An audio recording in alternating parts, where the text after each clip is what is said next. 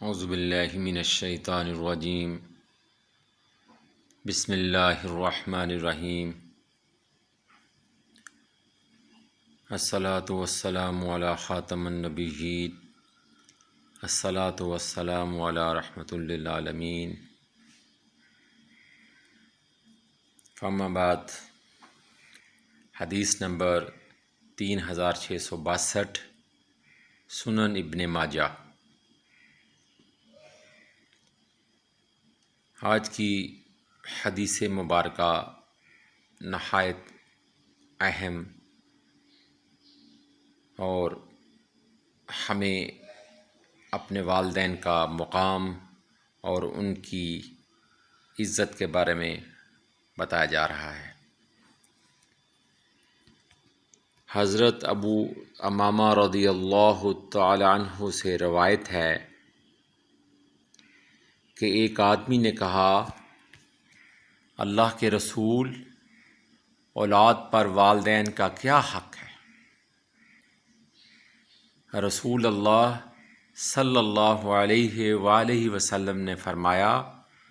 وہ تیری جنت اور تیری جہنم ہے، یعنی کہ وہ تیری جنت اور تیری جہنم ہے۔ ہم نے اس دور میں دیکھا ہے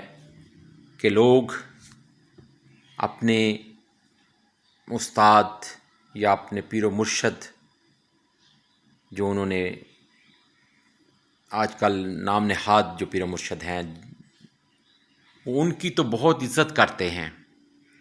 ان سے تو جا کر دعائیں کرواتے ہیں، لیکن اپنے والدین کے ساتھ محبت اور نرمی اور شفقت کے ساتھ پیش نہیں آتے۔ قرآن پاک میں فرمایا گیا کہ تمہارے والدین میں سے ایک یا دونوں میں سے کوئی اگر کوئی بوڑھا ہو جائے تو انہیں اف تک نہ کہو، اور ان کے ساتھ نرمی کے ساتھ پیش آؤ،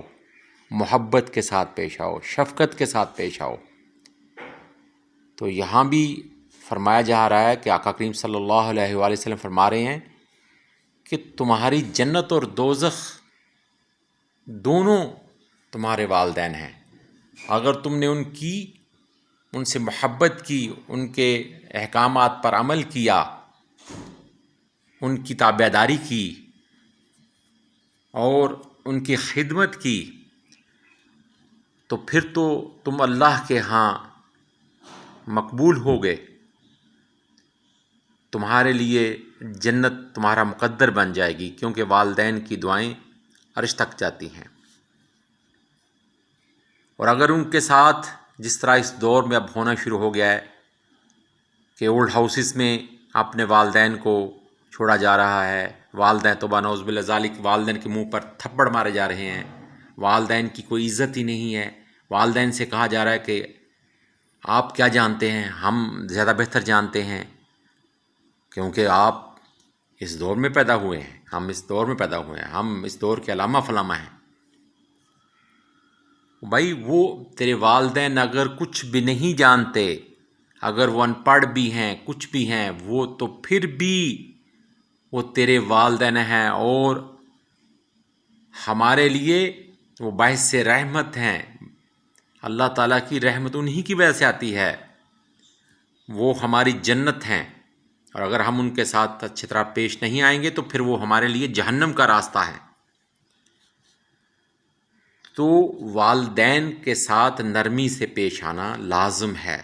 ان کا عزت و احترام کرنا، اور یہ سب